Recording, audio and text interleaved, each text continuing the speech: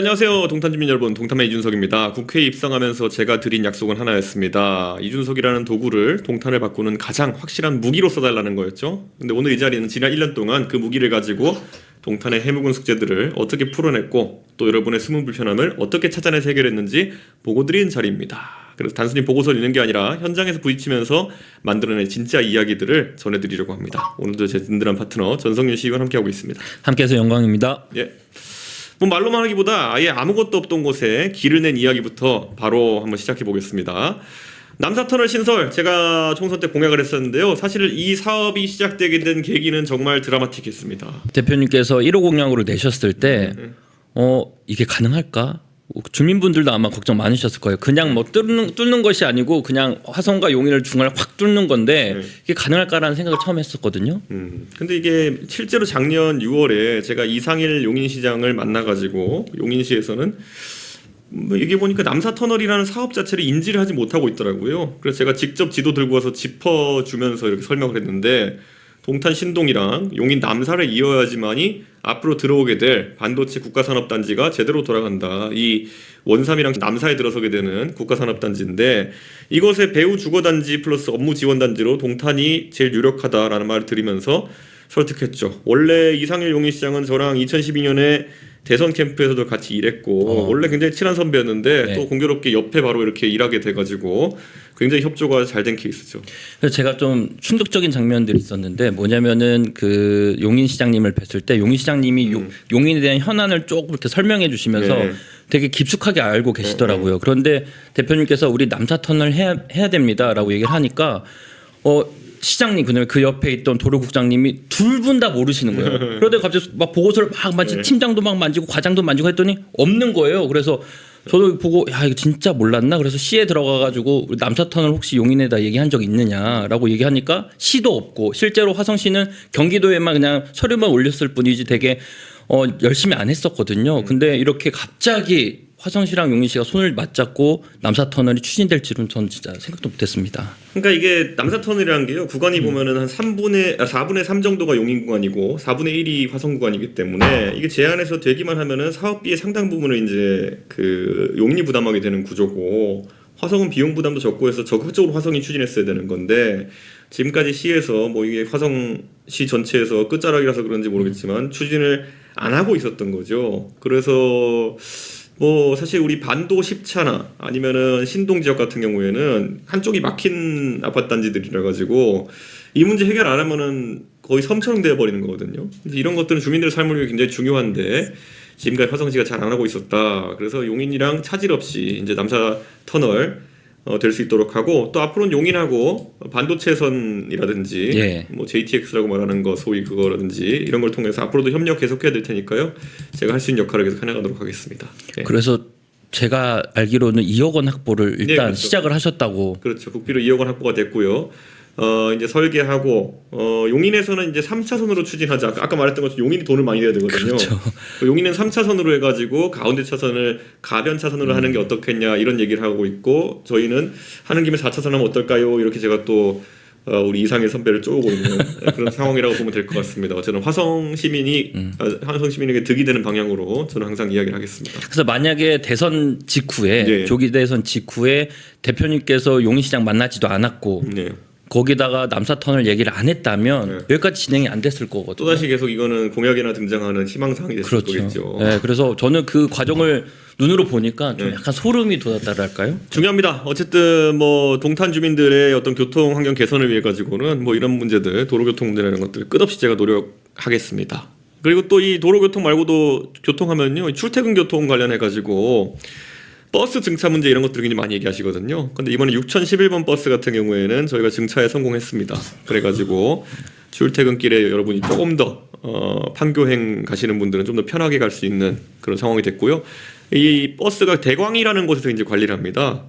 대도시권 광역교통위원회인데 대광이를 저희가 설득해가지고 증차 확답 받아냈고요. 근데 이거 다음에 또 복병이 뭐였냐면은 네. 우리나라의 이제 그 광역버스, 용 버스를 출고하는 곳이 결국엔 현대자동차 전주 공장인데 이게 요즘 주문이 밀려가지고 이게 아무리 우리가 빨리 뽑아달라 그래도 잘 안 뽑아주는 상황이었어요. 그래서 제가 현대자동차 측에 끈질기게 설득해가지고 조기 출고를 저희가 좀 요청해서 그게 실제로 조기 출고가 되어가지고 저희가 증차가 빨리 이루어질 수 있었다 이렇게 말씀드리고요. 또 이제 여기 보면은 우리 화성시의 광역버스 운영하는 곳이 화성여객인데 네.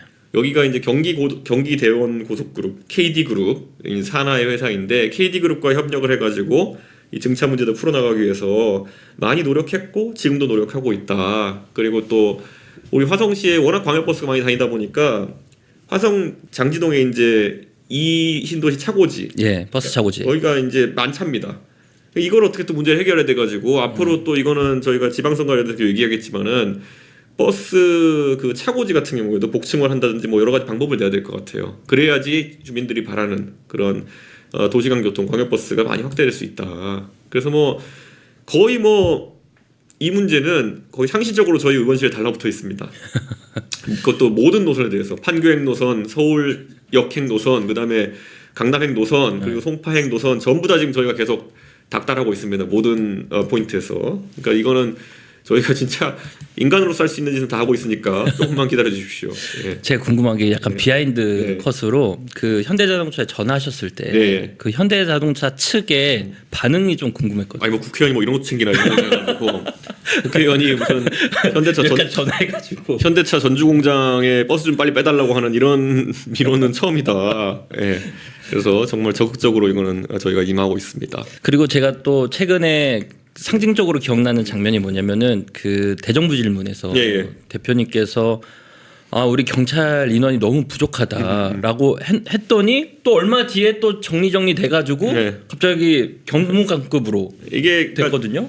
그 원래 경찰서장이 원래 총경이거든요. 예. 총경이 이게 원래 4개 달고 있는 사람인데 경무관으로 가면 이제 무궁 하나 이제 바뀌게 되는 건데 그렇게 되면은 지역 거점 경찰서가 되는 거거든요. 그렇게 되면은 그 안에 있는 뭐 수사하는 사람도 그렇고 이게 계급이 하나씩 올라가서 달리는 경우도 있고 그리고 또 조직도 커지고 예. 뭐 이렇게 되기 때문에 경찰서의 역량이 완전히 올라가게 되는 것이거든요. 그리고 인원도 당연히 늘어나게 되고요.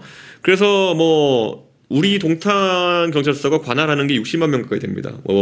이름은 동탄 경찰서지만 병점까지 관할하면서 60만 명 가까이 되는데 문제는 이러면 송파경찰서랑 관할 인구가 비슷해요, 서울에. 근데 송파경찰서는 그 안에 경찰관이 한 1000명에서 1100명 정도 있고 네. 우리는 470명이었습니다. 그러니까 이 경찰서가 사실 서울 송파경찰서는 거기 다 이제 도시화되고 해서 거기는 오히려 치안 수요가 좀 적은데도 불구하고 경찰관이 2배, 3배 가까이 있는 거고 우리는 이게 화성시는 땅도 넓고 한데 그렇게 470명 정도 있었다 그러는 거는 이거는 분명히 우리 치안 서비스의 질이 이제 떨어질 수밖에 없었던 것이거든요.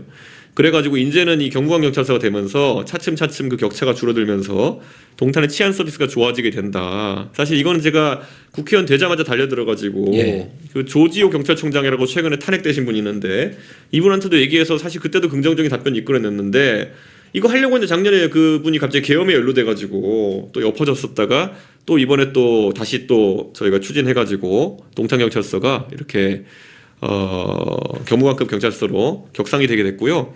이 부천의 원미경찰서의 사례를 보면요, 이게 격상이 되게 되면요, 아무래도 치안에 대한 투자도 많아지고 하다 보니까 강력범죄 발생률이 다른 곳보다 더 떨어지는 효과가 좀 있다 그래요. 그러니까 동탄의 아이들의 안전이나 이런 걸 위해 가지고 굉장히 중요하다. 그래서 이거를 저희가 알리기 위해 가지고 현수막을 온 동네에 이제 걸었는데 네. 거기 보면 이제 코리오가 원래는 그 되게 귀여운 코리오가 있다가 이번에 그 근육질 코리오로 업그레이드되는 그래서 동심파괴 코리오 저희가 현수막 걸었었는데 그 정도로 강해진다 동탄경찰서가 이렇게 보시면 될 것 같습니다. 그래서 치안도 좋아지고 이제 교육 쪽으로 넘어가 보자고 하는데 네. 아이들의 치안도 좋아지는 걸로 이제 됐고 이제 그걸 넘어서 교육 환경 네. 이야기를 한번 해보도록 하겠습니다. 동탄에 2-1학군, 2-2학군이 있게 되는데요. 남동탄 쪽으로 가면요. 근데 이 동탄의 학군 중에서 목동중학교를 중심으로 한 2-1학군이 굉장히 과밀입니다. 예. 근데 목동이 원래 그렇게까지 이제 아이들 인구가 많을 거라 예상을 못 하고 중학교 배치를 그렇게 해놨는데 또 지금 그래서 아이들이 또 세정중학교까지 건너가야 되고 이런 문제가 있다 보니까 목동중학교를 중심으로 해가지고 모듈러 교실 저희가 이제 도입하겠다는 거거든요. 근데 학급 수를 이제 늘리고 교실 수를 늘리게 되면은 우선 지금 학급당 학생 수가 좀 줄어들 겁니다. 예, 그래가지고 학부모님들이 이제 걱정을 좀 덜 하게 되는 그런 상황일 테고요. 저희가 이거 실제 모듈러 지금 설치된 곳들을 찾아가가지고 다 안전성 검증이라든지 아니면 학생들 만족도라든지 아니면 뭐 교원들의 만족도라든지 이런 걸 좀 측정한 거거든요. 그러니까 이게 원래 교실이 있으면요 일반 교실들이 있잖아요. 예. 그리고 이제 그 우리가 특수 활동에 쓰는 교실들, 뭐 음악이라든지 이런 거 수업하는 데 쓰는 교실이 있잖아요. 모듈러를 깔면은 그 음악이나 아니면 뭐 이런 다양한 활동들을 하는 특수활동, 교실들이 특수활동 교실들이 글로 가게 되는 것이고 일반 교실로 특수활동 교실들이 그 이제 전환 배치되는 거기 때문에 아이들이 뭐 이렇게 늘상 존재하는 그 공간 자체는 그거는 뭐 모듈러가 아니라 원래 일반 교실로 그냥 사용되게 될 거고요. 대신 이제 그 모듈러가 늘어나게 되면은 아까 말했던 것처럼 과밀 학급이 해소되는 그런 문제가 있기 때문에 저희가 이제 적극적으로 추진했습니다. 예. 그래서 대표님께서 그 모듈러 교실을 하자라고 네. 제안을 했고 그때 많은 학부모님들 모시고 예. 또 모듈러 교실을 한번 보기도 했었고 그래서 실질적으로 그 목동중에 그 2026년도 1월달에 촉공사 시작한다고 예. 얘기를 들었거든요. 그래서 2026년 1월에 드디어 동탄 목동중학교 과밀 해소를 위한 모듈러 교실 설치 공사를 시작하게 됐습니다. 많은 기대 부탁드립니다.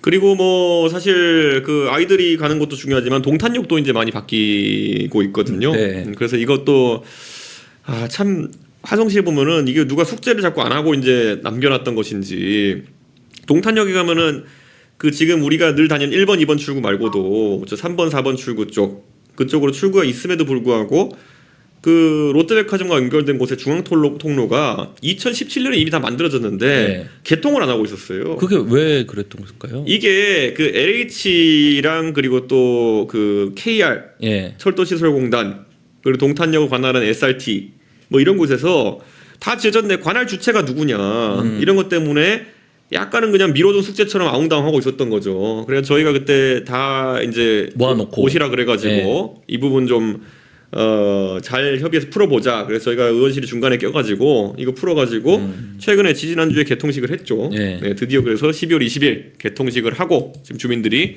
동탄역 서측에 이제 광비콤 지역 주민들 같은 경우에는 이게 사실 동탄역의 동측에 비해 가지고 뭐 동탄대로 축은 버스도 많고 이런데 이 광비콤 쪽 같은 경우에는 뭐 여울공원 옆에 있곤 하지만은 예. 동탄역 세권임에도 불구하고 접근 통로가 너무 멀리 떨어져 있어가지고 불편했었거든요. 이번에 많이 좀 개선이 됐다 이렇게 말씀드리겠습니다. 그래서 아마 지금 영상에 나갈 텐데 그 문이 열릴 때 같이도 계셨잖아요. 예. 그래서 주민분들이 많이 편해질 것 같습니다. 네, 너무 지금 이런 밀린 숙제들 해나가는 것만으로도 진짜 지난 1년 바쁘게 지나간다는 생각이 듭니다. 그리고 지금 뭐 우리 주민들 또 반대를 많이 하고 계신데 결국에는 유통 3부지 이것도 저희 입장에서는 굉장히 중요한 문제로 다루고 있고 이게 저희 의원실에서 그래가지고 직접 저희 정치 자금을 들여가지고 여론조사를 실시했습니다. 이게 안심번호 여론조사라고 일반 우리 대통령 뭐 지지율 조사 이런 거 할 때 쓰는 거랑 똑같은 아주 정밀한 방식으로 했거든요. 그래서 동탄 8동 주민들의 그 전화번호를 통신사에서 이렇게 안심번호, 그 익명화 해가지고 저희가 받아가지고, 그러니까 개인정보는 유출되지 않습니다. 익명화해서 받아가지고 그걸로 동탄 8동 주민들에게 돌린 겁니다. 네. 그 결과가 그래서 92%가 반대한다는 압도적 수치가 나왔거든요. 네. 우리가 뭐 당연히 감으로 뭐 이렇게 그렇게 생각할 수 있었겠지만은 저희가 직접 또 돈을 들여가지고 이런 여론조사를 해가지고 정확한 민심을 바탕으로 해서 의사결정을 할 수 있게 됐다. 이게 중요한 건데요. 좀 아쉬운 게 뭐냐면 이거 지금 한 1년 넘은 이슈인데 1년, 2년 다 돼간 이슈인데 이런 거는 화성시가 좀 돈을 들여가지고 초장부터 했으면은 주민들의 의사를 좀 더 빨리 파악하고 좀 더 움직일 수 있었는데 화성시가 이런 거 돈을 너무 아끼는 것 같습니다. 뭐 사실 몇백만 원 드는 건데 저희 의원실 입장에서는 큰 돈이지만 화성시 입장에서는 큰 돈 아니거든요. 그러니까 저는 이건 앞으로 좀 자주 활용했으면 좋겠다. 주민들의 직접적인 의사를 활용하기 위해서 기관이 할 일들이 있죠. 예. 그래서 저희가 아마 영상이 올라가 있을 텐데 예. 유통 3부지도 저희가 영상을 찍었었는데 그래서 저희가 생각하는 대안이 대표님께서 조금 설명해 주신다면은 저희는 지금 유통 3부지 같은 경우에는 그게 원래 토지가 한 1,400억 정도에 이제 매각이 됐던 토지입니다. 근데 우리가 만약에 업체에다가 뭐 우리라기보다는 LH나 이런 곳에서 그 업체에 뭐 그간의 비용들, 뭐 금융 비용이라든지 아니면은 여러 가지 절차 진행하는 비용들을 좀 손실을 보전해주고 그리고 그간의 물가 상승률 같은 걸 보전해주고 해가지고 그 업체의 그 부지를 우리가 용도 변경해가지고 주택 공급 용지로 쓴다든지 이런 식으로 전환하게 되면은 사실 지금 정부에서 공공주택 공급하라고 난리인데 예. 그걸 또 이제 뭐 광비콤에다 한다 그래가지고 문제 생기고 있는 거 아닙니까? 그러니까 그런 식으로 그 부지를 차라리 그런 용도에 쓰고 광비콤은 동탄의 미래를 위해 가지고 상업 업무 시설로 그대로 쓰자라는 게 저희 아이디어였죠. 네, 그래서 지금 화성 동탄에 약간 이상한 분위기가 있습니다. 뭐냐면 한쪽에서는 추진을 하고 네. 또 같은 당에서 또 반대를 하고 그러다가 갑자기 사라지고. 저도 이제 동탄에 와가지고 정치 한 1년 넘게 하면서 지금까지는 저는 편견 없이 이제 정치를 좀 이제 보고 여기저기 두루두루 이제 잘 하자 그랬는데 한 1년 지나 보니까 이게 좀 안 좋은 버릇을 가진 분들이 있는 것 같아요. 동탄에 정치하시는 분들 중에. 그래가지고 뭐 몇 가지 사안들에서 보면은 오히려 동네 국회의원을 배제하고 뭘 하자고 하지 않나. 예. 아니면은 또 같은 당내에서 어느 쪽은 찬성하고 어느 쪽은 반대한 척하면서 서로 무슨 그 롤플레이 비슷하게 하지 않나. 그래가지고 주민들 우롱하고 있지 않나. 그런 거 앞으로 저는 이제 가만두지 않겠습니다. 그래가지고 요즘은 제가 가면용으로 현장에서 오신 정치인들한테 자, 이 자리에서 주민들한테 입장부터 밝히고 합시다. 이 문제에 찬성인지 반대인지부터. 안 그래 놓으면요 가가지고 또 나중에 앞에서 딴 말하고 뒤에 딴 말하고 이래가지고 쟤는 이제 딱 이 동탄에 정치하는 법을 알겠습니다. 이제 보면은 예, 그래가 그런 뭐랄까요 양면 전술에 더 이상 당하지 않겠다. 이게 가장 대표적으로 나왔던 게 과학고 유치 문제. 그렇죠. 예, 과학고 유치 제가 그때 과학고 유치 적극적으로 밀어붙여가지고 아니 솔직히 임태희 교육감님은 제가 너무 잘 아는 분이고 예. 임태희 교육감님한테 사실 저희 과학고를 동탄 유치해야 된다고 굉장히 어필도 많이 해놓은 상태고 그렇게 했는데 화성시도 미지근하고 그리고 또 일부 도의원 그리고 화성시 시의원 같은 경우에는 경기도의회 가서 또 이제 딴소리하고 예. 이런 거 유치하면 안 된다는 식으로 얘기하고 시의회에서도 보면은 이거 뭐 결의안 내는데 반대하시는 분 기권하시는 분 별의별 분 다 있고 그러니까 저는 이런 게 사실 이런 정치인들 이중 플레이 또는 아니면 당당하게 하라는 거죠. 그러니까 왜냐하면 제가 듣기로는 어떤 당에서 아니 우리는 수월성 교육 그러니까 영재 교육에 반대하기 때문에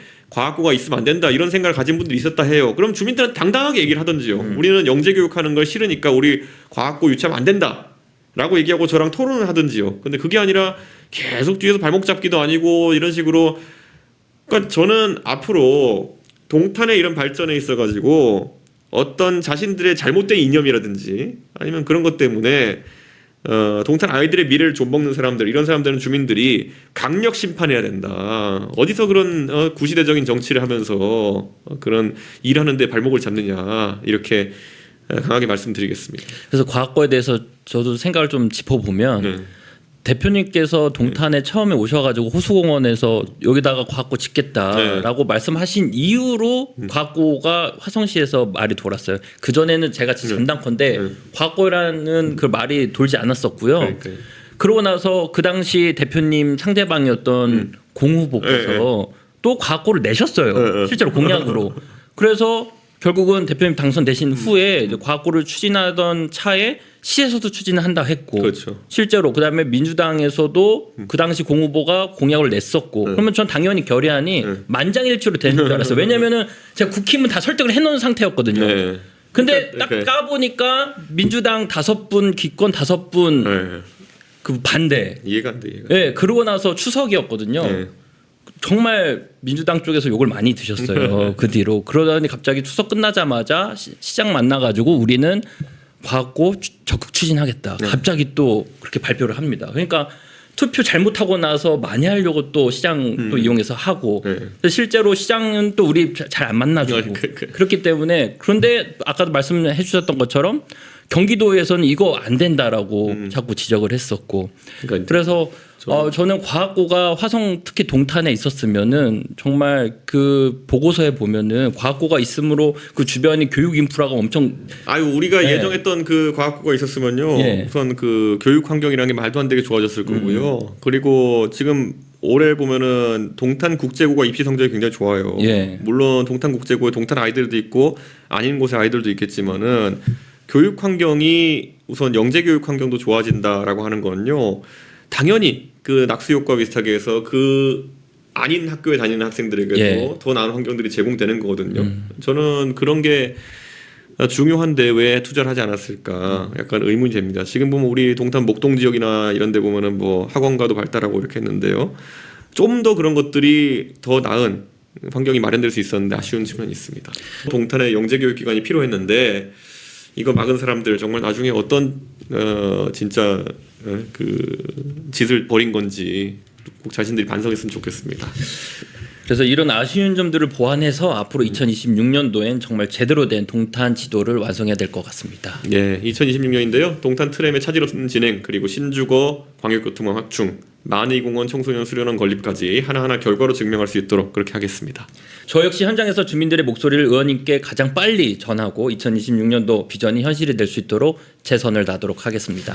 예, 2026년에도 동탄맨 이준석 결과로 보여드리겠습니다. 감사합니다. 새해 복 많이 받으세요.